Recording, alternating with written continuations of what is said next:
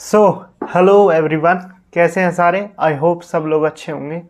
I know मैं थोड़ा अलग दिख रहा हूँ, वो मैं चश्मा अब पता नहीं यार कहीं रख के भूल गया, अब मेरे को मिल नहीं रहा। और ये हाई टाइम था वीडियो बनाने का, तो कोई ना यार, चश्मा नहीं हो क्या वीडियो थोड़ी रुकेगी।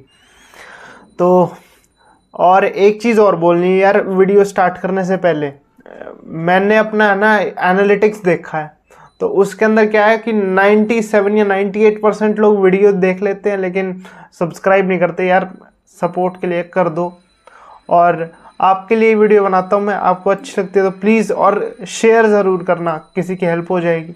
ठीक है, तो आज हम पढ़ेंगे Nazism and the rise of Hitler. एक एक करके हर चीज़ के बारे में बताऊंगा। ठीक है, किसी चीज़ में प्रॉब्लम हो तो रिवाइंड करके फिर से देखना, आई होप आपको समझ आ जाएगी।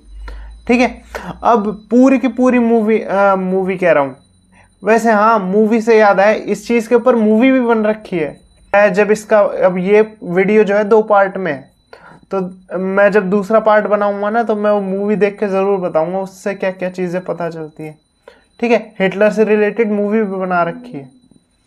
तो भाई पूरा का पूरा चैप्टर सिर्फ एक स्टोरी से स्टार्ट होता है, फिर आगे जाके इसको कंटिन्यू किया जाता है। ठीक है, तो भाई स्टोरी शुरू होती है स्प्रिंग ऑफ 1945। एक 11 साल का जर्मन बॉय जिसका नाम क्या था, हेलमेट, वो एक दिन बेड पे सो रहा होता है और अपने पेरेंट्स को ओवरहर्ड करता है और उनकी बातें सुनता है, तो पता चलता है कि हिज फादर बहुत ही ज़्यादा है ना सीरियस टोन में बात कर रहे होते हैं और इसकी मम्मी से, और क्या बोलते हैं कि हमें है ना सुसाइड कर लेना चाहिए, या तो मैं पूछते हैं क्या हम एक साथ सुसाइड कर लें या फिर मैं अकेला कर लूं।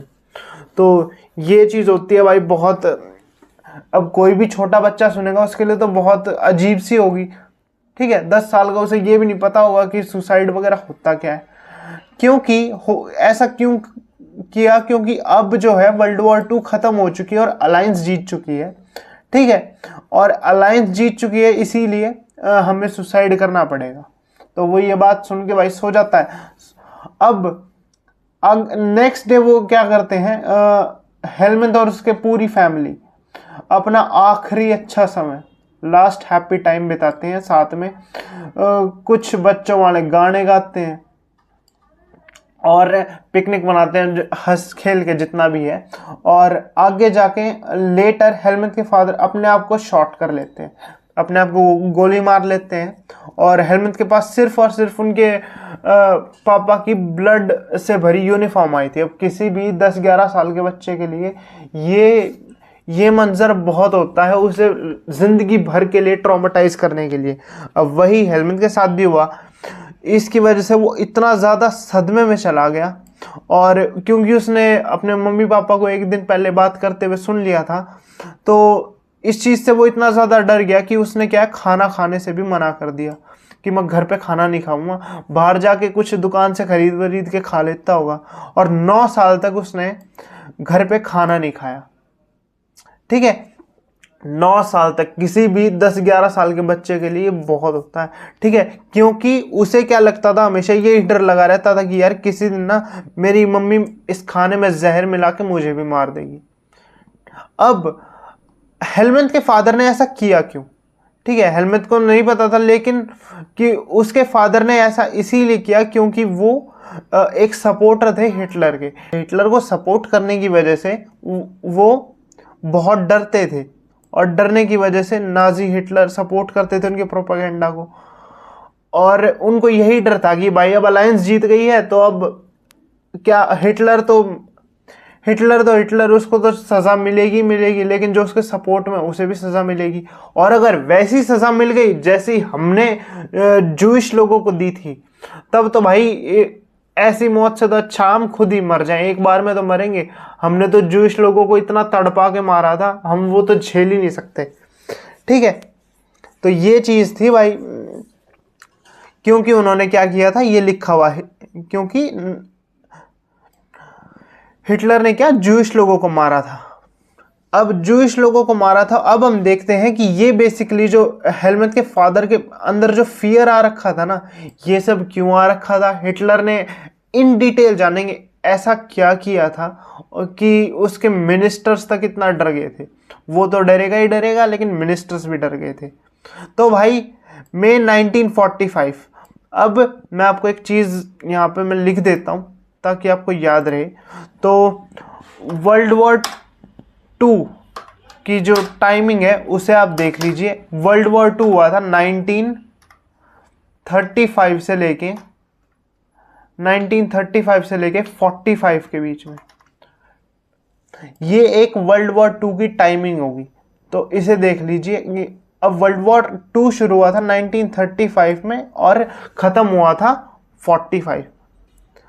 अब 1945 के अंदर क्या हुआ, अभी चलते हैं कि वर्ल्ड वॉर 2 ख़त्म होने के बाद क्या क्या चीज़ें हुई। जब क्योंकि ताकि मिनिस्टर्स को इतना ज़्यादा डर क्यों लगा, अगर हम हेलमेट के फादर को देखें, ठीक है। तो 1945 के अंदर जर्मनी सरेंडर कर देता है और ये पता चलता है कि हिटलर और उनके जो मिनिस्टर है गैबॉन, उन्होंने अपनी पूरी फैमिली के साथ सुसाइड कमिट कर लिया, ठीक है। तो वॉर के ख़त्म होते ही, जर्मनी के हारते ही हिटलर ने सुसाइड कर लिया। कहाँ पे? इन बर्लिन बंकर, इन अप्रैल के अंदर किया था भाई। मई में ख़त्म हुई, अप्रैल में सुसाइड कर लिया। कहाँ पे? बर्लिन बंकर के अंदर। ऑल दो आपको काउंटलेस वीडियो मिल जाएंगी यूट्यूब पे जो लोग कहते हैं कि हिटलर भाई कभी मरा नहीं था, उसने बस ढोंग किया था अपने सुसाइड का। लेकिन वही बात है, कॉन्स्पिरेसी तो बहुत आ जाती है, कोई पक्का प्रूफ मैंने तो नहीं देखा आज तक। अगर आपको पता है तो कमेंट्स में आप बता सकते हैं, ठीक है। अब वॉर के खत्म होने के बाद क्या बनाई गई? एक छोटी सी ट्राइब्यूनल यानी संस्था बनाई गई कुछ लोगों की, जैसे इंटरनेशनल मिलिट्री ट्राइब्यूनल बोला जाता है। अब इस ट्राइब्यूनल का काम क्या होता है कि जितने भी क्राइम हुए हैं, ठीक है, वॉर क्राइम्स वगैरह हुए हैं और क्राइम अगेंस्ट ह्यूमैनिटी, इंसानियत के प्रति जो क्रूएलिटी दिखाई है नाजीज ने, उसका कहीं ना कहीं उन्हें हर्जाना चुकाना पड़ेगा। तो इन्हें पनिशमेंट तो मिलेगी मिलेगी, ठीक है। अब एक एक करके देखते कैसे कैसे पनिशमेंट मिली, क्या क्या हुआ। स्पेशली ऐसी चीजें करने के बाद ना, ये लिखा हुआ है, raises a serious moral and ethic question on invested world view. तो ऐसी गंदी गंदी चीजें कर रखी थी नाजीज ने, इतनी बेरहमी कर रखी थी जूइश और बाकी लोगों पे, जो आज भी हमारे ऊपर क्या है, एक क्वेश्चन रेस करता है, क्या कोई बंदा इतना क्रूअल हो सकता है, ठीक है। कहते हैं ना कि वो इंसान नहीं है, वो शैतान है। तो हिटलर को सब लोग ऐसे ही शैतान इसीलिए बुलाते थे क्योंकि उसने इतनी चीजें कर रखी थी। करके जानते हैं क्या सब चीजें कर रखी थी और क्या क्या किया उसने। Under the shadow of third world war, Germany had waged a genocidal war. तो भाई ये वॉर कैसी थी? मास मर्डरिंग्स की वॉर थी। इस वॉर के अंदर, वर्ल्ड वॉर 2 के अंदर, हद से ज्यादा लोग मारे गए, हद से ज्यादा। अब वो आंकड़े देख लेते हैं। The number of people killed include 6 million Jewish, 6 million Jewish, 2 lakh gypsies, 1 million polish जो पोलैंड के लोग होते हैं, और ये जूइश और जिप्सीज ये भी जर्मनी के अंदर ही थे, और 70,000 जर्मन्स, मतलब अपने जर्मन्स को भी नहीं छोड़ा। अब क्यों मारा जाता था उन्हें? क्योंकि वो कैसे कंसीडर किए जाते थे? उन जर्मन्स को मारा जाता था जो मेंटली या फिजिकली डिसेबल है, ठीक है, जो चल फिर नहीं सकते, या फिर उन्हें कोई और बाय बर्थ प्रॉब्लम है, या फिर वो लोग जो पॉलिसीज को अपोज करते हैं, ठीक है। वो लोग जो हिटलर की बात नहीं मानते, उसकी पॉलिसीज को गंदा मानते हैं, उन्हें भी, चाहे वो कहीं के हों, जर्मनी के हों, उन्हें भी मार दिया गया, ठीक है। और उन्होंने क्या किया? बहुत सारे किलिंग सेंटर्स भी बनवाए, जैसे ऑश्विट्ज़ करके किलिंग सेंटर है, बहुत फेमस है। आज भी जब भी कोई जर्मनी जाता है ना, तो वो इस सेंटर पे, यहाँ पे अभी भी बहुत सारी चीज़ें रखी हुई हैं। फॉर एग्जांपल उस टाइम के लोगों के जूते रखे हैं, उनके बाल रखे हैं, उन चैम्बर्स में कैसे लोगों को भेजा जाता था, कैसे क्या किया जाता था उस टाइम। आज भी अगर आप देखें, फॉर एग्जांपल मैंने अभी बवाल देखी थी कुछ टाइम पहले, बहुत टाइम पहले हो गया है, तो उसके अंदर भी है ना आपको एक सीन दिख जाएगा जिसमें है ना ये किलिंग सेंटर दिखा रखा है जर्मनी के अंदर। उसमें भी वर्ल्ड वॉर 2 के बारे में ही पढ़ाते हैं, ठीक है। तो इंटरनेशनल मिलिट्री ट्राइब्यूनल जो ये बनी थी, इसने क्या किया, इतना सब कुछ होने के बाद भी सिर्फ और सिर्फ 11 नाजी लीडर्स को डेथ की सजा सुनाई, ठीक है। और जितने भी लोग हैं उन सबको इम्प्रिजनमेंट फॉर लाइफ, आजीवन कारावास की सजा दे दी, ठीक है। अब बात करते हैं आगे। तो भाई देखो, अब वॉर हुई थी, इस पूरे के पूरे पैराग्राफ में सिर्फ एक ही बात बोली गई है कि अब फॉर एग्जांपल वॉर हुई है तो किसी एक कंट्री की तो गलती नहीं हो सकती, औरों ने भी तो कुछ ना कुछ करा होगा, ठीक है। भले ही उनकी कम, मतलब जर्मनी की थोड़ी ज्यादा गलती थी, ठीक है, उनकी बाकियों की कम गलती, लेकिन गलती तो उनकी भी है। लेकिन इन लोगों ने क्या किया, जो बाकी अलायंस थी, सारा जिम्मा उसी पे थोप दिया कि भाई जर्मनी, किसी ने ये करा है, जर्मनी ने, तुमने इसने ये भी जर्मनी ने किया है, ये लोग मार दिए, ये भी जर्मनी ने मारे हैं, ये सब कर दिया, ये भी जर्मनी ने, मतलब हर चीज के ऊपर जर्मनी का नाम को डाल दिया गया। करके बात करते हैं कि क्या क्या चीजें हुई। सबसे पहले तो वीमार रिपब्लिक की बात करते हैं। अब चलते हैं फर्स्ट वर्ल्ड वॉर पे। अब ये बर्थ ऑफ वीमार रिपब्लिक जो ये फर्स्ट टॉपिक है ना, ये स्टार्ट होता है आपका फर्स्ट वर्ल्ड वॉर से। फर्स्ट वर्ल्ड वॉर से लेके सेकेंड वर्ल्ड वॉर खत्म होने तक, फर्स्ट वर्ल्ड वॉर खत्म हुई और सेकेंड वर्ल्ड वॉर खत्म हुई, इसके बीच में ही हिटलर का राइज एंड फॉल आपको देखने को मिलेगा, ठीक है। इसी में वो कुछ बना और बनने के बाद उसका ग्राफ फिर एकदम से नीचे आने लगा धीरे धीरे, और एट द एंड वो मर गया। तो यही पूरा जो ग्राफ है आपको दो वर्ल्ड वॉर्स के बीच की कहानी देखने को मिलेगी। चलिए कलर चेंज कर लेते हैं, ग्रीन, ठीक है, ठीक है। अब बात करते हैं बर्थ ऑफ वीमार रिपब्लिक। तो स्टार्टिंग की बात करते हैं। Germany was a powerful empire. अपने अर्ली ईयर्स के अंदर जर्मनी बहुत ज़्यादा पावरफुल था, ठीक है। और उसने क्या की थी, फर्स्ट वर्ल्ड वॉर, जो फर्स्ट वर्ल्ड वॉर की टाइमिंग आपको दे रखी है ऑलरेडी, 1914 से लेकर 1918 तक, उसमें भी उसने फॉट किया था, ठीक है। ये और इसके साथ साथ जर्मनी के साथ कौन था, ऑस्ट्रेलियन एम्पायर था। और अलायंस में कौन कौन थे, मतलब इनके अपोजिट में कौन कौन थे, इंग्लैंड, फ्रांस और रशिया, ये लोग इनके अगेंस्ट में खड़े थे, ठीक है। अब स्टार्टिंग में क्या होता है ना, स्टार्टिंग में तो आपको विक्ट्री मिल जाती है, एक लेवल जीत गए, गेम की तरह मान लो आप एक लेवल जीत गए, 2 लेवल जीत गए, 3 लेवल, लेकिन जैसे जैसे आप आगे बढ़ते जाते हो, होता क्या है, लेवल बहुत ज्यादा डिफिकल्ट हो जाते हैं, ठीक है। तो स्टार्टिंग में एक क्विक विक्ट्री तो मिल गई थी इन्हें, लेकिन आगे जाके ये चीजें फिर सही नहीं हुई, कुछ डिसीजंस गलत ले लिए इन्होंने वॉर में, जिसकी वजह से इन्हें हारना पड़ा। स्टार्टिंग में तो सब जीत रहे थे, जर्मनी भी काफी जीत रहा था, उसने फ्रांस और बेल्जियम को अच्छी तरह मतलब हरा दिया था, धकेल दिया था पूरी तरह पीछे। लेकिन 1917 के अंदर क्या हुआ, यूएस से यूनाइटेड स्टेट्स क्या करती है, वो एंट्री करती है वॉर के अंदर, और उसकी पावर इतनी ज्यादा होती है कि जर्मनी को वो इजीली हरा देती है। और नवंबर 1918 में ये सब चीजें खत्म हो जाती है। तो ये हो गया पूरा फर्स्ट वर्ल्ड वॉर की कहानी। The defeat of imperial Germany. अब इंपीरियल जर्मनी था स्टार्टिंग में, है ना, ये याद रखना, मतलब वहां पे भी राजा का शासक था, जैसे फ्रांस में था, जैसे और भी देशों में था, ऐसे ही यहाँ भी राजा का ही शासन था। तो भाई फर्स्ट वर्ल्ड वॉर खत्म हुई। फर्स्ट वर्ल्ड वॉर खत्म होने के बाद इंपीरियल जर्मनी जो है हार गया।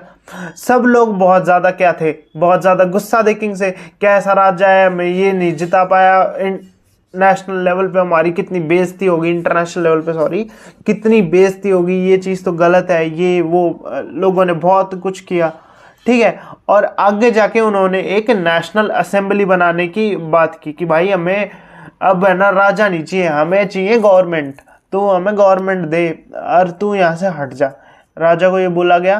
तो एक नेशनल असेंबली बनाई गई वीमार के अंदर, ठीक है, और एक डेमोक्रेटिक कॉन्स्टिट्यूशन बनाया गया, ठीक है, और उसका एक स्ट्रक्चर बनाया गया और एक डेमोक्रेटिक कॉन्स्टिट्यूशन बनाया गया। और ये बोला गया कि भाई अब एक जर्मन पार्लियामेंट होगा। जर्मन पार्लियामेंट को क्या बोलते हैं, रश्टैग भी बोलते हैं। तो एक जर्मन पार्लियामेंट बनाया गया, एक रश्टैग बनाया गया, जिसके अंदर सबको based on universal vote in all cast adult including women. तो ये चीज़ जर्मनी की बहुत अच्छी थी कि उन्होंने सबको वोट देने का अधिकार दिया। ठीक है, आप अडल्ट हो, फर्क नहीं पड़ता आप मेल हो फीमेल हो, वुमेन्स को भी वोट देने का पूरा पूरा हक दिया गया, जो शायद फ्रांस और रशिया के अंदर हमने अभी पिछले चैप्टर में देखा उसमें नहीं दिया था। लेकिन ये जो रिपब्लिक बनाई गई थी ना, ये भी बहुत टाइम तक नहीं चली। इसके खुद के लोग ही क्या करने लगे, इसे अपोज करने लगे। ठीक है, ये लिखा हुआ कि ये रिपब्लिक भी नहीं चली, नॉट रिसीव वेल। खुद के लोग जो थे इनके, वो इस चीज को अपोज करने लगे। क्यों अपोज करने लगे? क्योंकि वर्ल्ड वॉर 1 खत्म होने के बाद जो देश जीत गए, उन्होंने जर्मनी के साथ एक वो किया, मतलब संधि करते हैं ना, ट्रीटी, कुछ डॉक्यूमेंट्स पे साइन कराए कि भाई अब नहीं होगा, ये नहीं होगा, वो नहीं होगा। तो वो सब चीजें एक्सेप्ट कर ली, सारा जिम्मा अपने ऊपर ले लिया कि फर्स्ट वर्ल्ड वॉर हमारी वजह से हुई। और इस ट्रीटी का नाम था, जिस ट्रीटी पे सारा का सारा गुस्सा निकला, the peace treaty of Versailles with alliance. तो अलायंसेस के साथ इन्होंने क्या कर लिया, पीस ट्रीटी साइन की। उस ट्रीटी में कुछ ऐसी चीजें थी जो बहुत ही ज्यादा ह्यूमिलेटिंग थी जर्मनी के लिए, लेकिन इन लोगों ने एक्सेप्ट कर ली, तो लोग इनसे भी चिढ़ गए। अब ऐसा क्यों कहा जाता है ये एक harsh and humiliating peace treaty थी? क्योंकि इसके अंदर जर्मनी से बहुत सारी चीजें ले ली गई, जैसे उसकी ओवरसीज कॉलोनी ले ली गई, 10% उसकी पॉपुलेशन ले ली गई, 13% उसके टेरिटरीज, जितनी भी उसकी टेरिटरीज थी वो ले ली, 75% उनका आयरन रिजर्व जितना भी रिसोर्स है ना, और 26% of its coal reserve to France, Poland, Denmark and Lithuania. तो भाई इन देशों ने क्या किया, फ्रांस, डेनमार्क, पोलैंड और लिथुआनिया ने, इन्होंने ये इतनी सारी चीजें ले ली, 10% population, 13% territories, 75% iron reserves, 26% coal reserves. तो ये सारी चीजें ले ली। अब हुआ क्या, ये चीज काफी ज्यादा गलत थी, क्योंकि 19वीं सेंचुरी में सबसे पहले तो हर देश इंडस्ट्रियलाइज होने लग रहा था। ठीक है, और इनसे वही चीज छीन ली गई, उनके कोल रिजर्व छीन लिए गए जो बहुत जरूरी है इंडस्ट्रियल रेवोल्यूशन के लिए, और उनके क्या छीन लिए गए, आयरन रिजर्व छीन लिए गए, जो एक तरीके से बैकबोन माना जाता है पूरे के पूरे देश का। तो ये सब चीजें ले ली। ठीक है, Germany to weaken its power, the war guilt clause. अब भाई इस ट्रीटी के अंदर एक चीज थी, वॉर गिल्ट क्लॉज होता है ना, मतलब एक ट्रीटी के अंदर डिफरेंट डिफरेंट पॉइंट होते हैं जो सारे मान्य होते हैं, उनमें से एक पॉइंट था द वॉर गिल्ट क्लॉज, जिसकी वजह से जर्मनी को रिस्पॉन्सिबल माना गया जितना भी वॉर और डैमेज वगैरह हुआ है। ठीक है, और इन्होंने क्या किया, इन्होंने बोला कि भाई जर्मनी तुम लोग ना, अब तुम्हारी वजह से ये सारा का सारा जो हुआ है, तुम हमें कॉम्पनसेशन दोगे, जितना भी तुमने ये गलत चीज की है उस सारी की कॉम्पनसेशन हमें चाहिए। अब भाई कॉम्पनसेशन कितनी, तो 6 बिलियन आपको है ना कॉम्पनसेशन के तौर पे देने पड़े। इन्फ्लेशन के हिसाब से अगर एडजस्ट करें आज के टाइम में तो बहुत ज़्यादा हो जाते हैं। ठीक है, 6 बिलियन 90s का टाइम था ये, तो देख लो कितना ज़्यादा वो हुआ होगा, है ना। इतनी सारी चीज़ें ले ली गई, ऊपर से 6 बिलियन इनके ऊपर कॉम्पनसेशन भी देने का वो लगा दिया। Also occupy the resource rich Rhineland. इनसे एक चीज और ली, इनकी एक जगह थी राइनलैंड करके, जहां पे बहुत सारे मतलब रिसोर्स, जहां से मैक्सिमम रिसोर्सेज आते थे। रिसोर्सेज कैसे, जैसे टिन, कॉपर और ये मतलब मेटल ओर्स भी थी, और भी कई सारी चीजें थी। तो वहां पे ये राइनलैंड के अंदर सबसे ज्यादा थी, इनसे राइनलैंड भी छीन लिया गया कि भाई ये भी हमें दे दे। ऑलरेडी भड़के हुए थे। ठीक है, कि एक तो हमने है ना ये वॉर लड़ ली, वॉर में हम हार गए, तो इतना सब कुछ, लेकिन तुमने ये ट्रीटी साइन क्यों की? ठीक है, उन्होंने साइन कर ली। इन्होंने ये बोला कि जर्मनी वालों ने कि पार्लियामेंट को कि तुमने ये ट्रीटी साइन क्यों की? मना कर देते, नहीं करते भाई, वो इतना सब कुछ लेके चले गए, हम अब करेंगे क्या? तो इनकी बात भी सही थी, तो लोग बहुत ज्यादा इनसे कट गए थे कि यार ये लोग तो बकवास है। ठीक है, तो भाई इफेक्ट ऑफ वॉर की बात करें तो फिजियोलॉजिकली भी डैमेज हो गया। ठीक है, वैसे बिल्डिंग्स वगैरह होगी, ये सब चीजें, ये तो वैसे ही डैमेज हो गई बॉम्ब वगैरह से, और उसके साथ साथ फाइनेंशियली बहुत ज्यादा डैमेज हो गया, क्योंकि उससे आयरन कोल रिजर्व ले लिए, टेरिटरीज ले ली, और क्या कहते हैं, और भी कॉलोनीज ले ली, राइनलैंड भी ले लिया, तो ये फाइनेंशियली भी बहुत ज़्यादा डैमेजिंग था। अब सारे के सारे जो वीमार रिपब्लिक था उसको इस चीज़ का बर्डन झेलना पड़ा। लोगों ने बहुत ज़्यादा क्रिटिसाइज भी किया, सभी लोगों ने एक नेशनल ह्यूमिलेशन, उनको बहुत ज़्यादा बेइज्जती भी की उनकी, ठीक है। अब वीमार रिपब्लिक को जो लोग मेनली सपोर्ट कर रहे थे वो कौन थे? सोशलिस्ट लोग थे, सोशलिस्ट थे और कैथोलिक्स और डेमोक्रेट्स थे, ठीक है। तो जो लोग, आप अगर मान लो होता गया है जैसे बीजेपी है, बीजेपी को कोई एक पर्टिकुलर ग्रुप सपोर्ट कर रहा है, अब एक पर्टिकुलर ग्रुप सपोर्ट करता है तो होता क्या है, सब लोग फिर मान लो बीजेपी ने कुछ गलत कर दिया तो लोग क्या करते हैं, है तूने बीजेपी को सपोर्ट किया था, तो उन्हें भी ये चीज करने लग जाते हैं। ऐसे ही जिन लोगों ने सपोर्ट किया था वीमार रिपब्लिक का, उनको भी ये लोग, उनकी भी टांग खींचते थे, ठीक है, उन्हें इजीली टारगेट कर लेते थे और इन सब को बोलते थे द नवंबर क्रिमिनल्स। नवंबर, खासकर नवंबर ही क्यों? क्योंकि जो पीस ट्रीटी हुई थी वो नवंबर के अंदर हुई थी, तो इसीलिए सबको नवंबर क्रिमिनल्स बोला जाता था। Major impact on political development, क्योंकि आगे जाके जो भी डेवलपमेंट होने वाला था देश में, उसके लिए जो मेन रिजर्व्स चाहिए वो तो इन्होंने दान में दे दिए, और इसकी वजह से आगे जाके बहुत कुछ चेंज होने वाला है, तो उस चीज़ के बारे में देखते हैं। The first world war left a deep impact on European society and policies. तो भाई फर्स्ट वर्ल्ड वॉर के टाइम पहली बात तो एक डीप इम्पैक्ट पड़ा पूरे यूरोप के ऊपर, है ना। वर्ल्ड वॉर के टाइम पे तो सब पे ही इम्पैक्ट पड़ता है, यूरोप के ऊपर भी एक डीप इम्पैक्ट पड़ा। लोग क्या करते थे ना फर्स्ट वर्ल्ड वॉर के टाइम, सोल्जर्स को बड़ा मानते थे क्योंकि वो वॉर लड़ रहे हैं ना, उनको सिविलियन से ऊपर रखा जाता था, ठीक है। जैसे हम भी आज करते हैं, हम अपनी आर्मी को सिविलियन से हम अलग ही रिस्पेक्ट देखते हैं, ठीक है। होता गया कभी भी आर्मी में कोई भी बंदा आ रहा है तो उनसे हम बात करते हैं तो बहुत अच्छा लगता है। तो ऐसे ही उस टाइम भी सोल्जर्स को बहुत ज़्यादा ग्लोरीफाई किया गया, उनको सिविलियन से ऊपर रखा गया। जो लोग आर्मी में आते थे उनको ये चीज़ कही जाती थी कि यार तुम्हें एग्रेसिव होना पड़ेगा, स्ट्रांग होना पड़ेगा, तुम मस्कुलिन हो, ये सारी चीज़ें होनी चाहिए तुम्हारे अंदर, ठीक है। और टीवी चलाते थे, कभी भी आर्मी के बारे में देखते थे तो वो जब ट्रेंचेस में रहते थे, ट्रेंचेस मतलब ऐसे कहीं पे लेट गए क्या, कहीं पे बैठ गए और ऊपर एक दीवार लगा दी और वहां से, जो आपने बॉर्डर मूवी के अंदर भी देखा होगा, तो ट्रेंचेस के अंदर की लाइफ को बहुत ज़्यादा ग्लोरीफाई करके दिखाया जाता था चैनल्स के ऊपर, ठीक है। सोल्जर्स लिव, लेकिन असलियत में क्या होता था कि वो लोग बहुत ही गंदी उसमें रहते थे। अब मीडिया वहाँ पे कुछ भी दिखाए, मीडिया तो यही चाहती है ना कि ज़्यादा से ज़्यादा लोग आर्मी में भर्ती हों, लेकिन रियल जो ज़िंदगी है वो काफ़ी ज़्यादा डिफ़िकल्ट थी सोल्जर्स की, रियल वहाँ पे कंडीशंस थी वो काफ़ी ज़्यादा डिफ़िकल्ट थी, ठीक है।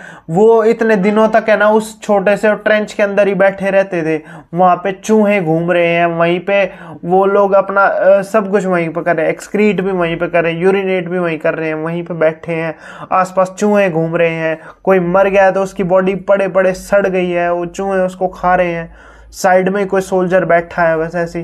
तो ये सब चीज़ें होती थी, मिजरेबल लाइफ, फीडिंग ऑन कॉर्प्सेस, उन्हें पॉइजनस गैस वगैरह दी जाती थी, एनिमी उन्हें पकड़ लेता था तो उनकी और गंदी हालत की जाती थी, ठीक है। और उनकी रैंक भी बहुत जल्दी जल्दी डिक्रीज होती थी। लेकिन इन सब को, ये तो होगी रियल, जो किसको पता है, जो चले गए हैं आर्मी में उन्हें पता है। लेकिन यहाँ पे क्या चलता था मीडिया के अंदर, ये सब चीज़ें चलती थी, और लोगों को और दिखाने के लिए और इस चीज़ की तरफ प्रोत्साहन करने के लिए ये क्या करते थे, नेशनल ऑनर देते थे कि इस जवान ने इतने लोग मारे हैं, ये किया है, इतनी बहादुरी दिखाई है, दुश्मन को धूल चटा दी, तो हम इसे नेशनल ऑनर देते हैं। तो लोग मीडिया और बाकी सारे लोग क्या करते थे, सिर्फ ग्लोरीफाई करते थे ताकि ज़्यादा से ज़्यादा लोग इनकरेज हों आर्मी में आने के लिए। तो ये सब चीज़ें थी भाई। तो अब देखते हैं भाई पॉलिटिकल होता क्या है। अब वीमार रिपब्लिक ने इतनी सारी चीज़ें कर रखी हैं, तो इनका विरोध करने के लिए अब क्या है, एक नई वो बनती है, नया ग्रुप बनता है लोगों का, जिसे हम बोलते हैं एक नई पार्टी बनती है, जिसे हम बोलते हैं स्पार्टकस लीग, ठीक है, ये सेकंड नंबर पे लिखा हुआ स्पार्टिकस लीग। अब ये जो स्पार्टिकस लीग थी ये क्या होती है, बोल्शेविक से बहुत ज़्यादा इंस्पायर होती है। ठीक है, जो व्लादिमीर लेनिन थे पिछले चैप्टर में, उनके आइडियाज से बहुत ज़्यादा इंस्पायर होती है। लेकिन ये सब क्या करते हैं, जो भी हमारी वीमार रिपब्लिक होती है ये क्या करती है, कुछ लोगों की मदद से, फ्री कॉप्स की मदद से। फ्री कॉप्स मतलब आप आर्मी जैसा ही मान लो। अब होता क्या है, पीस ट्रीटी ऑफ वर्साई के अंदर ये चीज भी बोली गई थी, एक पॉइंट और था कि आप लोग अपनी आर्मी नहीं रख सकते। ठीक है, जर्मनी को बोला गया था आप एक स्टैंडिंग आर्मी मेंटेन नहीं कर सकते, बहुत हो गया।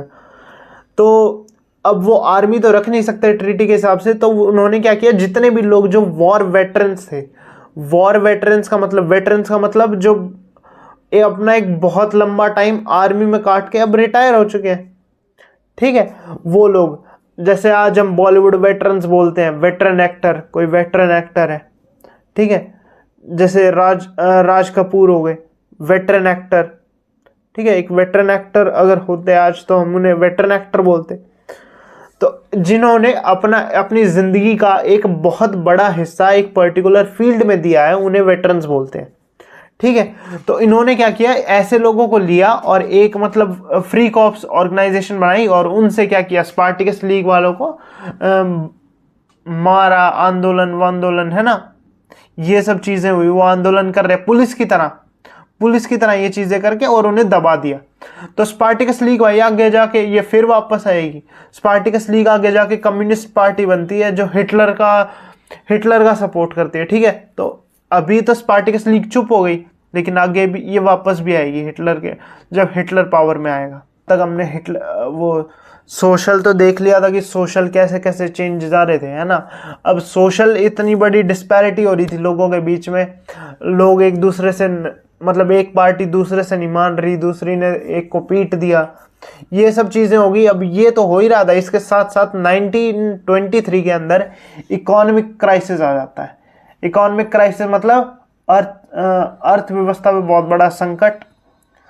होता क्या है, अब जर्मनी ने क्या उसको कॉम्पनसेशन देनी थी तो इकोनॉमिक क्राइसिस आ गया। क्यों, उनके पास जितना भी उनका इंडस्ट्रियल चीज थी, ये वो जो भी था उनके पास जो वैल्यूएबल था, जिससे वो पैसा बना सकते थे, वो तो इन्होंने पीस ट्रीटी में दे दिया है। ठीक है, तो इतना सब कुछ होने के बाद वो क्या करते हैं भाई, 1923 के अंदर जर्मनी रिफ्यूजेस टू पे, भाई हम नहीं दे सकते, ये तुमने जो 6 बिलियन कॉम्पनसेशन मांगा है ये हम नहीं दे सकते। ठीक है, कॉम्पनसेशन हम नहीं दे सकते। तो फ्रांस क्या करता है कि ठीक है, फ्रांस जो एक पर्टिकुलर एरिया था जहाँ पे बहुत ज़्यादा मात्रा में इंडस्ट्रीज थी, रूर बोलते हैं जिसे, है ना, ये लिखा हुआ रूर, वो फ्रांस ने एक्वायर कर लिया ताकि क्या कर सके, जर्मनी के कोल रिजर्व्स ले सके। अब जर्मनी को दिख रहा था कि यार क्या क्या होने लग रहा हमारे साथ, हमसे इतना सब कुछ तो ले लिया, अब एक चीज बची थी वो भी ले ली। तो जर्मनी ने सोचा कि भाई हम नहीं मानते, हम एक काम करते हैं, करेंसी छापते रहते हैं, हमारे देश में पैसे की तो कमी है तो पैसा ही छाप देते हैं। अब इन लोगों को ये नहीं पता था कि यार अगर वो ऐसे रेकलेसली करेंसी छापते रहे तो करेंसी की वैल्यू डाउन हो जाएगी। आज मैं एक चीज बताता हूँ, करेंसी की वैल्यू कैसे डाउन हो जाएगी। आज आपने कभी सोचा है कि यार हर चीज के इतना ज्यादा ना इन्फ्लेशन क्यों है, हम और पैसे छाप लेते हैं? नहीं, आप जितने ज्यादा पैसे छापेंगे, ठीक है, तो क्या है, सप्लाई बढ़ा दी, उसकी डिमांड ऑलरेडी कम होती चली जाएगी। इसीलिए हम क्या करते हैं, सप्लाई को लिमिटेड रखते हैं ताकि डिमांड भी लिमिटेड रहे, या तो ऊपर या नीचे। यही चीजें होती हैं। इन्होंने क्या किया, रेकलेसली करेंसी छाप दी, सप्लाई को कर दिया बहुत ज्यादा, डिमांड होगी बहुत कम, तो ये चीज खराब होगी। और जर्मन मार्क्स, जो मतलब वहां की करेंसी है जर्मन मार्क करके, उसकी वैल्यू जो थी वो बहुत ज्यादा गिरने लगी। अब गिरने की वजह से हुआ क्या भाई, गिरने की वजह से ये साइड में आपको फोटो दिख रही है एक, इस फोटो में आपको दिखा रखा, this photo shows people buying, कोई भी चीज खरीद रहे हैं तो ऐसे लाइन लग जाती थी और सब लोग इतने इतने पैसे लेके आते थे, अटैची भर भर के, है ना, ट्रक भर भर के पैसे लेके आते थे सिर्फ एक नॉर्मल चीज खरीदने के लिए। ठीक है, और इस पूरे फिनोमिनन को हम बोलते हैं हाइपर इन्फ्लेशन। जब प्राइजेस इतने ज्यादा बढ़ जाते हैं किसी भी चीज के, किसी भी चीज़ का, एक ब्रेड खरीदने के लिए आप मान लो 2 अटैची भर के है ना पैसे लेके आओगे तो उसे बोलते हैं हाइपर इन्फ्लेशन। तो भाई इस चीज़ को अमेरिका देखता है और अमेरिका इंटरवीन करता है। वो बोलता है कि यार जर्मनी की तो हालत बहुत ही ख़राब है, तो दया आ जाती है अमेरिका को।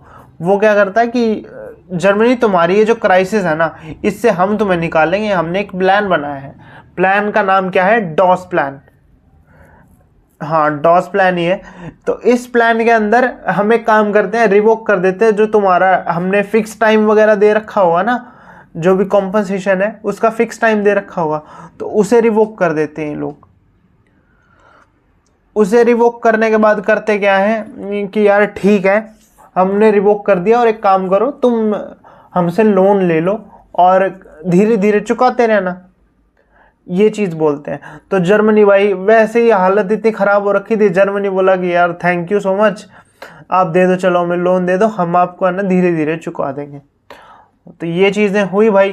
तो देख रहे हो फाइनेंशियली भी इतना ख़राब हो गया और पॉलिटिकली भी लोगों में, वीमार रिपब्लिक और वो स्पार्टिकस लीग, उनमें वैसे ही चीज़ें चल रही थी। तो अब देखते हैं द ईयर ऑफ डिप्रेशन, वो ईयर जब सबसे ज़्यादा हालत ख़राब हुई लोगों की।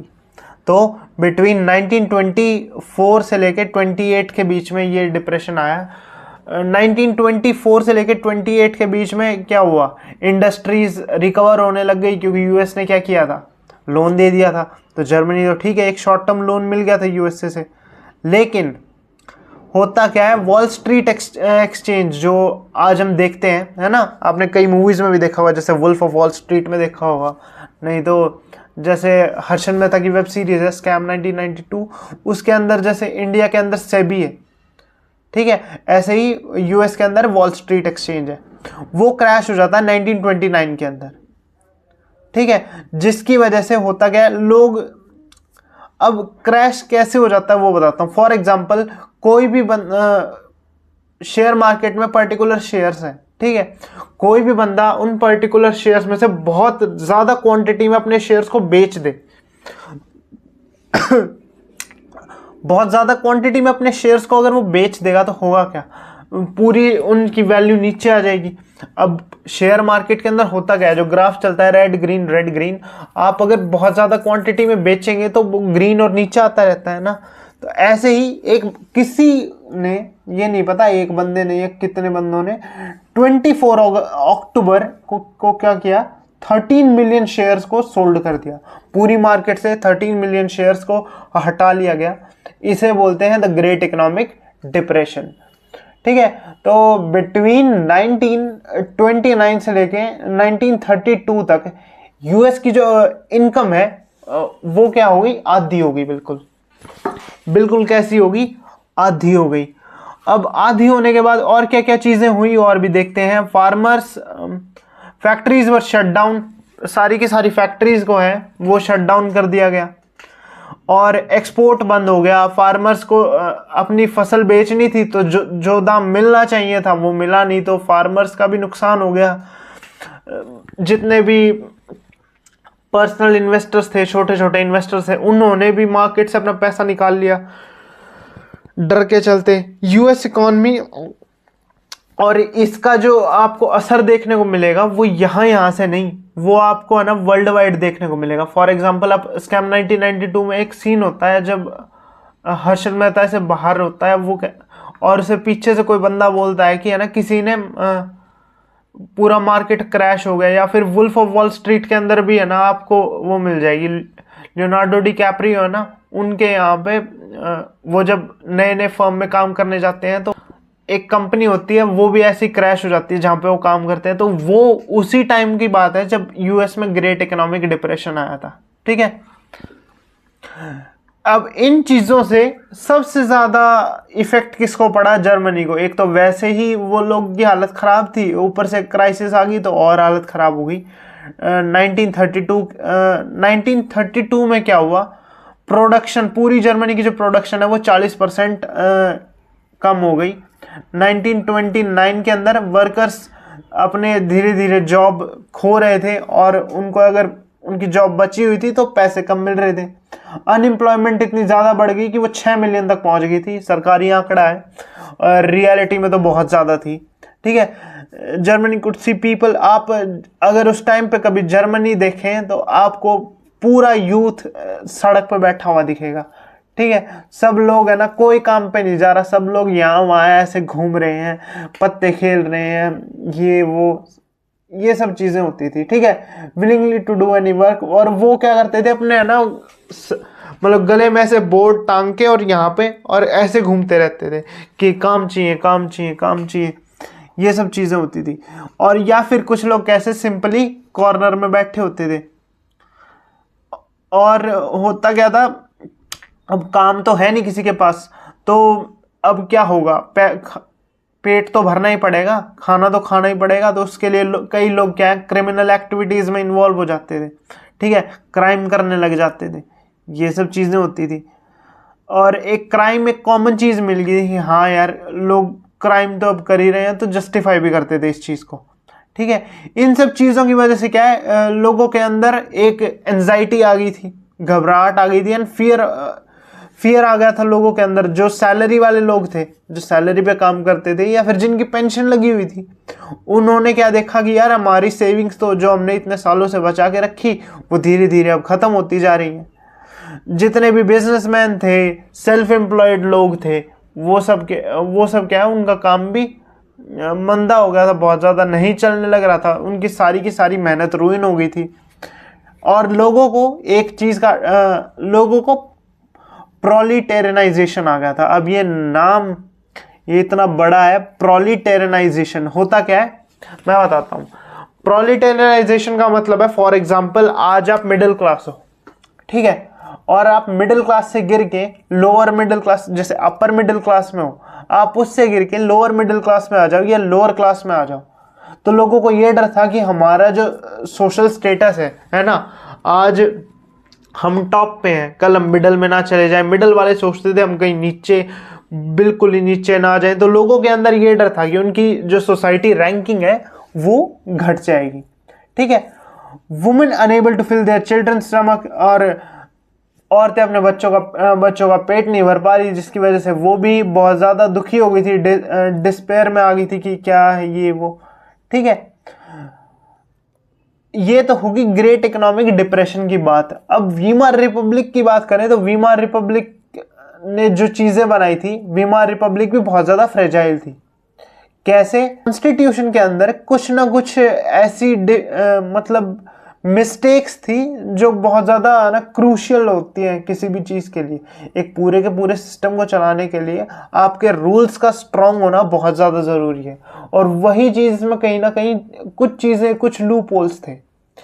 ठीक है, जो इसे किस चीज़ के लिए सबसे ज़्यादा इफेक्टिव बनाता था, डिक्टेटरशिप को लेकर। इसके रूल्स इतने, मतलब लूप होल्स इतने थे कि कोई भी बंदा है ना डिक्टेटरशिप लगा सकता था। ठीक है, जो हम आगे पढ़ेंगे, जो आगे हिटलर करता भी है, इन्हीं की लूप होल्स का यूज करके फिर जर्मनी का डिक्टेटर बन जाता है, वो हम आगे देखेंगे। जिसकी वजह से बहुत ज़्यादा है ना लीडर्स के बीच में, जितने भी वीमार रिपब्लिक के लोग हैं उनके आपस में है ना विचार वगैरह नहीं मिलते थे, ये सब चीज़ें होती थी। अब आर्टिकल, और इसमें क्या थी, आर्टिकल 48 जो हिटलर ने बेसिकली यूज़ किया था। आर्टिकल 48 बोलता है कि प्रेसिडेंट कभी भी चाहे अपनी पूरी की पूरी स्टेट के अंदर इमरजेंसी लगा सकता है। इमरजेंसी का मतलब कि सिविल राइट्स को सस्पेंड कर सकता है। जो भी लोगों के पर्टिकुलर राइट्स है ना, फ्रीडम टू स्पीच और ये वोट देना, ये सब, इन सब को अगर प्रेसिडेंट चाहे तो अगर इमरजेंसी अपोज कर देगा तो ये सब चीज़ें कर सकता है, ताकि वो पूरे के पूरे सिस्टम को रूल कर सके। तो ये चीज़ भी गलत थी, यही हिटलर यूज़ करता है, आर्टिकल 48। ठीक है, people lost confidence in the democratic parliament. अब इन चीज़ों की वजह से भाई इतने लूप होल्स हैं, तो लोगों का, साफ सी बात है, अगर अच्छी गवर्नमेंट होती तो चल जाता, लेकिन इतने लूप होल्स हैं तो लोगों का एक पूरा विश्वास भी उठ गया था कि यार ये कैसी, हमने तो सोचा था डेमोक्रेटिक गवर्नमेंट बनाएंगे तो सब कुछ ठीक हो जाएगा, लेकिन नहीं, इससे बड़ी यार ये डेमोक्रेटिक पार्लियामेंट्री सिस्टम ही बेकार है। लोग तो ये समझने लग गए थे। ठीक है, अब हम देखते हैं द राइज ऑफ हिटलर। अब इतनी सारी चीज़ें, गलत चीज़ें होने लग रही थी, है ना, लोग दुखी थे, ये वो, इस टाइम पे ही हिटलर एंट्री करता है अपनी। और यही एक क्रूशियल टाइम था जब हिटलर पावर में आ सकता था, और वो इस मौके को जाने नहीं देता, वो एंट्री कर लेता और आगे जाके बहुत ज़्यादा पावर में भी आ सकता है। तो देखते हैं उस चीज़ के बारे में। तो इतनी सारी क्राइसिस होने लग रही थी, ठीक है, इकोनॉमिक क्राइसिस हो रही थी, पॉलिटिकली भी क्राइसिस हो रही थी, और सोसाइटी के ऊपर भी क्राइसिस होने लग रही थी। इससे एक बैकग्राउंड मिल गया था हिटलर को पावर में आने का, ठीक है। हिटलर का जन्म 1889 कहाँ पे हुआ था, ऑस्ट्रिया के अंदर हुआ था। उसका पूरा का पूरा जीवन पॉवर्टी में बीता, बहुत ज़्यादा पुअर था। फर्स्ट वर्ल्ड वॉर के टाइम वो एक मैसेंजर का काम करता था, एक टुकड़ी से दूसरी टुकड़ी को मैसेज देना, वो सब चीज़ें करता था। उसके बाद वो एक कॉर्पोरल बन गया, उसी में हेड बन गया। हेड बनने के बाद और उसने काफ़ी सारे ब्रेवरी मेडल भी जीते भाई, आर्मी में ये सब चीज़ें की थी, तो काफ़ी सारे ब्रेवरी मेडल भी मिले उसे। लेकिन वो भी बाकी लोगों की तरह, वो भी ट्रीटी ऑफ वर्साई से जो ट्रीटी हुई थी उससे बहुत ज़्यादा मतलब गुस्सा था, उसके अंदर बहुत रेज भर रहा था इस चीज़ को लेके। उसने क्या किया, इसी के बाद 1919 में एक छोटा सा ग्रुप ज्वाइन किया कॉल्ड जर्मन वर्कर्स पार्टी। एक पार्टी ज्वाइन की, जर्मन वर्कर्स पार्टी, और उसमें आगे जाके उसी पार्टी को टेक ओवर कर लिया और उसे रीनेम कर दिया as national socialist German worker party, German worker party, जो आगे जाके इसका फिर से नाम चेंज हुआ नाजी पार्टी, जिसे हम आज देखते हैं, जो मतलब हिटलर की पार्टी थी, नाजी पार्टी, वही ये पार्टी है, ठीक है। तो इन 1923 सीज कंट्रोल। अब हिटलर ने सबसे पहले क्या करने की सोची, इतना सब कुछ करने के बाद उसने 1923 में उसने कंट्रोल करने की सोची, किसे, बवेरिया को कंट्रोल करने की सोची। लेकिन भाई अगला फेल हो गया और अरेस्ट कर लिया गया पुलिस वगैरह और इन सब चीज़ों, आर्मी वगैरह के द्वारा, ठीक है। लेकिन माना नहीं, वो फिर भी नहीं माना, क्योंकि उस टाइम तो पता ही नहीं था कि ये आगे जाके इतना सब कुछ कर देगा। तो हिटलर वापस आया, उसने देखा यार ग्रेट इकोनॉमिक डिप्रेशन आ रखा है, और तो यही मौका है कुछ, मतलब अब लोग सबसे ज़्यादा डाउन है, अब इन्हें थोड़ी सी होप दे देंगे ना तो मैं पावर में आ सकता हूँ। तो हिटलर ने क्या किया, एक मास मूवमेंट चालू किया, अपना प्रोपोगेंडा फैलाया और लोगों को होप दी, एक यकीन दिया कि हम आज जितनी ज़्यादा डिफ़िकल्टी में ना, एक दिन आएगा जब हम इस डिफ़िकल्टी से बाहर निकलेंगे और हम एक बहुत ही स्ट्रॉन्ग नेशन बनेंगे, ठीक है। लोगों को होप दी उसने। होप देने के बाद अब इस होप का नतीजा देखो क्या हुआ। इन 1928 यानी इकोनॉमिक डिप्रेशन से पहले Nazi party got 2.6% of vote, सिर्फ उन्हें 2.6% वोट मिले थे। लेकिन इकोनॉमिक डिप्रेशन के बाद बाय 1932 उन्हें कितने मिले, 37% वोट मिले। सीधा इतना बड़ा जंप कर लिया। तो हिटलर ने जो प्लान बनाया था, एक नंबर का फर्स्ट क्लास प्लान था वो। Hitler was a powerful speaker, मतलब वो स्पीचेस बहुत अच्छी देता था। फॉर एग्जाम्पल आज जैसे नरेंद्र मोदी जी स्पीच देते हैं, ऐसे ही हिटलर भी बहुत अच्छा स्पीकर था, ठीक है। ही प्रॉमिस टू बिल्ड, उसने कुछ प्रॉमिसेस किए, एक स्ट्रॉन्ग नेशन बनाऊंगा। उसने ये बोला, मैं एक स्ट्रॉन्ग नेशन बनाऊंगा और जो भी हमारे साथ इनजस्टिस किया गया है उस वर्साई की ट्रीटी के नाम पे, उस चीज़ का बदला लूंगा, उनसे वो सारी चीज़ वापस लूंगा। Restore the dignity of German people, जो जर्मन पीपल की इज्जत उछली है उसको मैं वापस लेके आऊँगा। मैं प्रॉमिस करता हूँ कि मैं एम्प्लॉयमेंट दूंगा, ठीक है, एम्प्लॉयमेंट की बात थी। और जर्मन यूथ, जो जर्मनी के जवान बच्चे हैं, जो जवान लोग हैं, उनको एक अच्छा फ्यूचर दूंगा। ये सारी चीज़ें दी।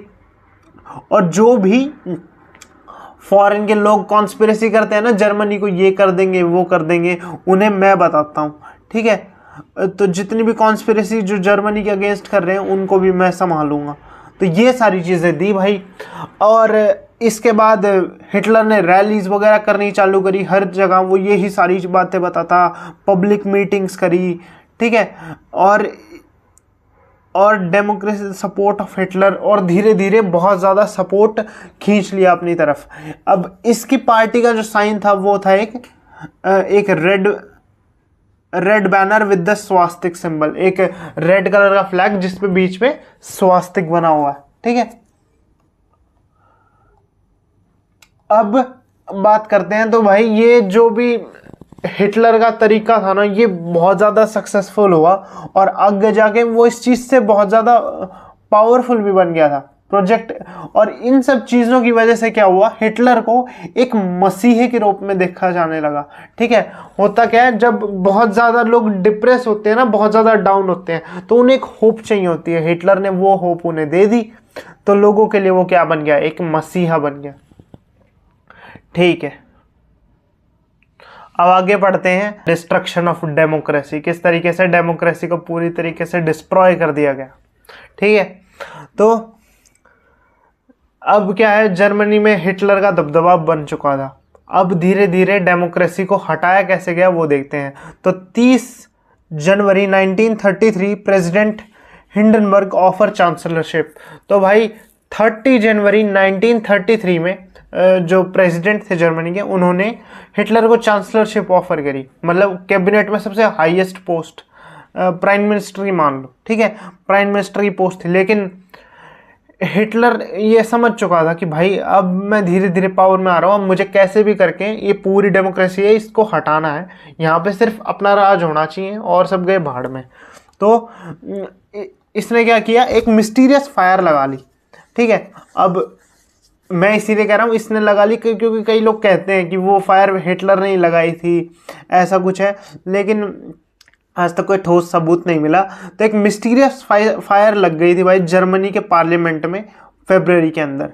अब जैसे ये फायर लगी तो हिटलर ने क्या करा, उसने ये चीज़ें बोल दी कि भाई देश को ना बहुत बड़ा खतरा है, गवर्नमेंट को बहुत बड़ा खतरा है। तो उसने क्या किया, फायर डिग्री लगा दी, फायर डिग्री ऑन 28 फरवरी 1933, एक फायर डिग्री लगा दी। यानी वही जो मैंने आपको रूल बताया था आर्टिकल 48 वाला, कि डिग्री इम्पोज कर देना और फिर सबके सिविल राइट्स को सस्पेंड कर देना। तो यही चीज़ की गई, और फायर डिग्री लगाने के बाद सबके सिविल राइट जैसे फ्रीडम टू स्पीच, प्रेस और असेंबली, ये सारी चीज़ें हटा दी गई। हटाने के बाद इन्होंने ये सारे के सारे किसने दिए थे, लेकिन ये सारे के सारे जो वीमार रिपब्लिक ने दिए थे, जितने भी राइट्स दिए थे वो सारे के सारे हटा दिए गए।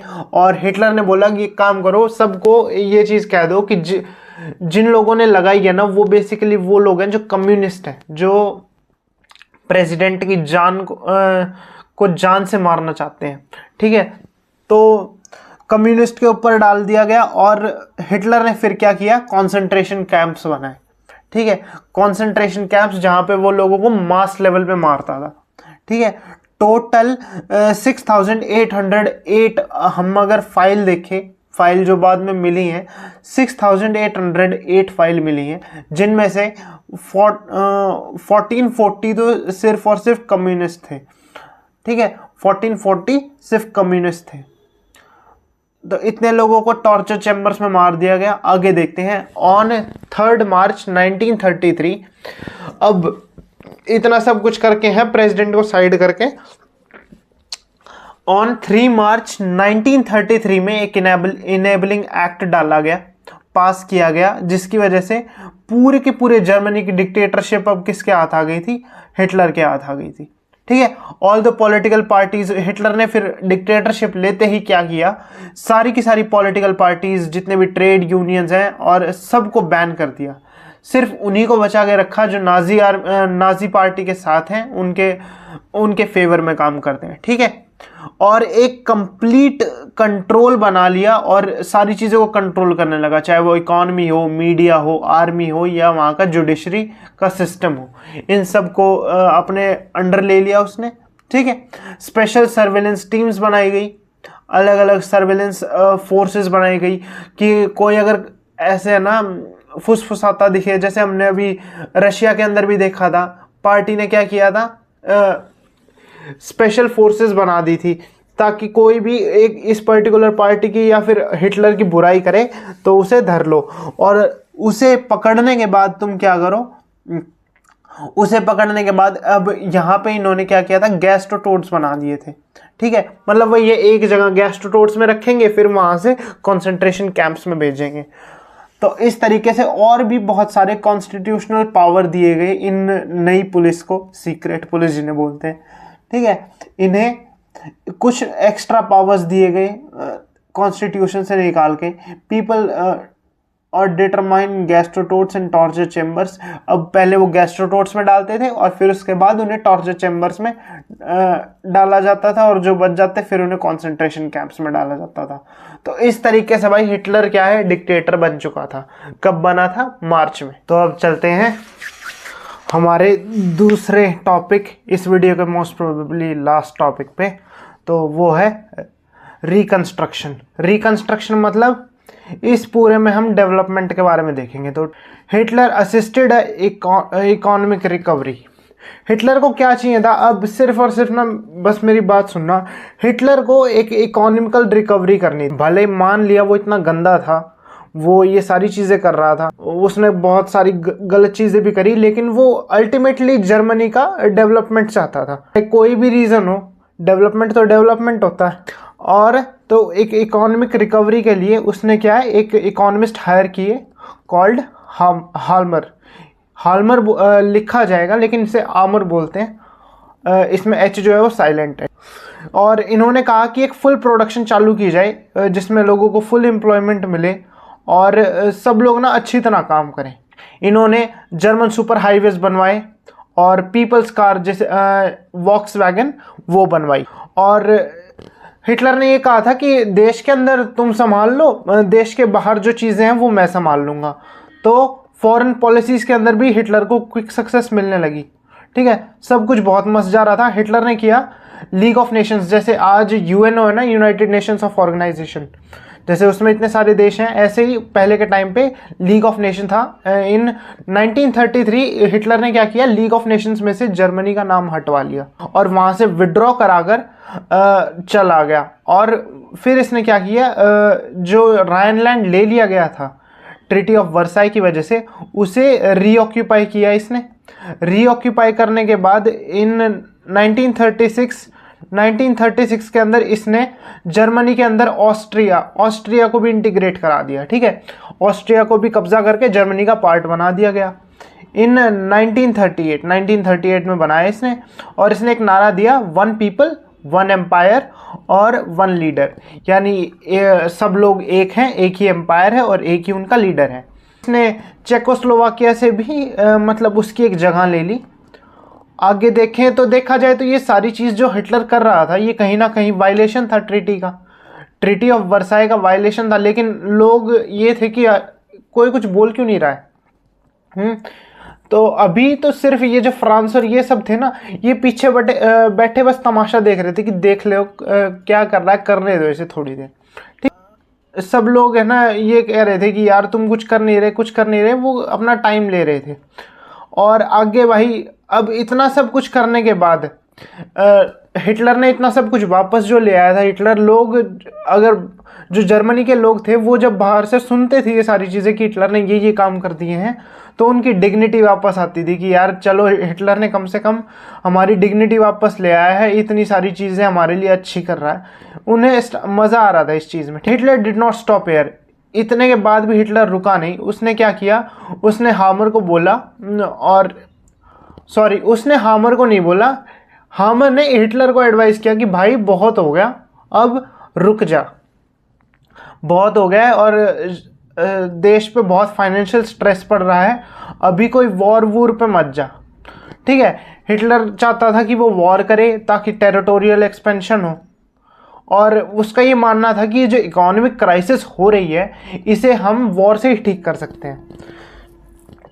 तो जैसे ही हामर ने भाई ये चीज़ बोली कि रुक जा, तो वही बात है, हिटलर किलस गया। किलसने के बाद क्या है, उसने क्या कहा कि तू मेरे को ज़्यादा मत सिखा, तू यहाँ से 9-2-11 हो ले। तो उसने हामर को ही निकाल दिया। ठीक है, और उसका ये मानना था इकोनॉमिक क्राइसिस है, ये वॉर से ही ठीक होगी। हाँ ये रहा।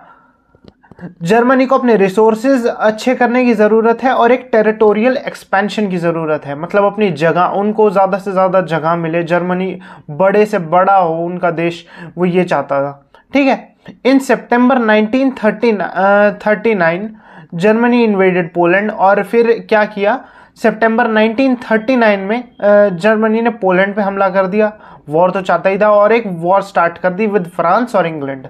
पोलैंड पे हमला कर दिया तो फ्रांस और इंग्लैंड भी आ गए, और सितंबर 1940 के अंदर आगे जाकर हिटलर ने एक ट्राइपार्टाइट पैक्ट साइन किया, एक पैक्ट साइन किया इटली और जापान के साथ, और कहा कि भाई देखो, अगर मेरी लड़ाई होती है, ठीक है, वर्ल्ड वॉर 2 होती है, तो तुम लड़ोगे मेरे साथ तुम दोनों लड़ोगे। ठीक है। तो उन्होंने मान लिया कि ठीक है भाई, लड़ लेंगे तेरे साथ है हम। तो हिटलर क्लेम और हिटलर मानता था कि हाँ, यही मेरा एक रास्ता है इंटरनेशनल पावर बनने का।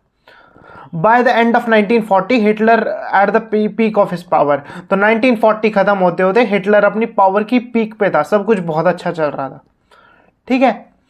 मूव्ड, और फिर इसके बाद हिटलर ने क्या किया, एक लॉन्ग टर्म एम बनाया। एक लॉन्ग टर्म एम क्या था कि वो पूरे धीरे धीरे करके पूरे ईस्टर्न यूरोप को कॉन्कर कर लेगा। ठीक है। और वो चाहता था कि भाई हमारे देश के लोगों को पूरे तरीके से फूड सप्लाईज अच्छी मिले, और रहने के लिए स्पेस बहुत ज़्यादा मिले, ये चीज़ था। और इसके साथ साथ expose the German western front. लेकिन इसने एक और गलत चीज़ कर दी। जून 1941 में इसने रशिया पे अटैक कर दिया, जिसकी वजह से जर्मनी अब क्या है, एक इस तरफ से भी लड़ रहा है, इस तरफ से, दाएं बाएं दोनों तरफ से अब वॉर दुश्मनों से घिरा हो गया है। ठीक है। जो पूरे हिस्ट्री की सबसे बड़ा ब्लंडर माना जाता है। ठीक है। फिर इसने क्या किया, इसने आगे जाकर रशिया ने जर्मनी को बहुत बुरे तरीके से मारा, और फिर क्या है, जर्मन लोगों को रिट्रीट करना पड़ा, और इतना रिट्रीट करना पड़ा कि वो बिल्कुल है ना पीछे हट गए थे कि भाई ठीक है। लेकिन एक चीज है, अब अभी तक यूएसए एंट्री नहीं ले रहा था वॉर के अंदर। ठीक है। पिछले वॉर में यूएसए भी था, लेकिन इस बार यूएसए इन्वॉल्व नहीं होना चाहता था, क्योंकि फर्स्ट वर्ल्ड वॉर के बाद भाई इतनी चीज़ें खराब हो गई थी, जैसे इकोनॉमी का डिप्रेशन आ गया, ये वो। तो ये यूएसए समझ गया था कि वो अगर ये चीज़ करेगा, यूएसए अगर वॉर में एंट्री लेगा, तो फर्स्ट वर्ल्ड वॉर की तरह ही यहाँ इस बार भी इकोनॉमी के डिप्रेशन आ सकते हैं। लेकिन एक वही बात है, जापान के साथ, जापान उसको बार बार उंगली करे जा रहा था, जापान के साथ उसकी तगड़ी वो थी, राइवलरी थी। तो क्या किया, जापान ने एक मिस्टेक कर दी। जापान ने यूएसए का नेवल बेस है, ठीक है, पैसिफिक के अंदर, उस नेवल बेस का नाम है पर्ल हार्बर पे अटैक कर दिया। यूएसए के पर्ल हार्बर पे जापान ने अटैक किया। अटैक करने के बाद अब यूएसए बोलता है बस, अब तूने ना जानबूझ के, हम कुछ कर नहीं रहे हैं, तूने हमारे ऊपर अटैक कर दिया। तो अब यूएसए एंटर हो जाता है। यूएसए क्या करता है, वो एंट्री लेता है वॉर के अंदर, सेकेंड वर्ल्ड वॉर के अंदर, और वॉर को ख़त्म कर देता है। इतनी तगड़ी पावर होती है यूएसए की कि मई 1945 में अटैक कर देता है, और हिटलर को डिफीट कर दिया जाता है, और यूएसए बॉम्ब गिराता है जापान के ऊपर, हिरोशिमा और नागासाकी पे। तो भाई ये मोटा मोटा एक पूरा वो था। इस तरीके से हिटलर हार जाता है, हिरोशिमा नागासाकी पे बॉम्ब गिरा दिया जाता है, जापान से बदला ले लेता है। तो बस, लेकिन एक चीज़ मैं बताऊं, इन सब चीज़ों में सबसे ज़्यादा दिक्कत किसे हुई, सबसे ज़्यादा दिक्कत हुई सिविलियंस को। हिरोशिमा नागासाकी पे बॉम्ब गिराने के बाद आज भी वहाँ पे रेडिएशंस हैं, और आज भी वहाँ पे जो बच्चे पैदा होते हैं ना, वो डिफॉर्म पैदा होते हैं। तो मतलब देखो, वॉर से किसी का कुछ गया नहीं, लेकिन सबसे ज़्यादा नुकसान किसका हुआ, सिविलियंस का हुआ। तो भाई बस इतना ही था आज के लिए, इतना ही। कल या फिर मोस्ट प्रोबेबली नेक्स्ट वीडियो, कल तो नहीं, नेक्स्ट वीडियो मैं सैटरडे को लेके आऊँगा, तो उसमें हम नाजी वर्ल्ड व्यू के बारे में देखेंगे कि नाजीज़ ने, बाहर के लोग नाजीज़ को कैसे देखते थे, या फिर नाजीज़ ने क्या किया था, इतने सारे लोगों को कैसे मारा, क्या टॉर्चर किया था, ये सब हम देखेंगे। ठीक है। अभी के लिए इतना ही। मैं यही बोलना चाहूँगा यार, सपोर्ट के लिए लाइक, शेयर एंड सब्सक्राइब, और कुछ अच्छा लगे तो बताना। बाकी मैंने आज चश्मा नहीं पहना तो आंखें थोड़ी सी वैसे हो रखी होंगी क्योंकि मेरे को एक्सेस डाइवर्जन है। तो यार मैं यही कहना चाहूँगा कि मैं आपके लिए वीडियो बनाता हूँ, मुझे सपोर्ट करने के लिए प्लीज़ लाइक शेयर और सब्सक्राइब ज़रूर करें ताकि मेरी मोटिवेशन बनी रहे और मैं आगे भी और मेहनत करूँ आपके लिए वीडियोज़ लाने के लिए। ठीक है, चलते हैं यार, मिलता हूँ आपसे अगली वीडियो में, बाय।